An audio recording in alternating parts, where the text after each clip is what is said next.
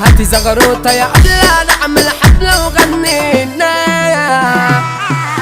عيني جت على سنيورة كانت واقفة ببلكونة حدفتنا بليمونة متغمسة وقفت الشغلة يا بنت الهبلة هي معاك يا ابا من شخرانة كحة لا لك مليون كحة مالك يا بنت اللسعة شكلي وقعت في حبها.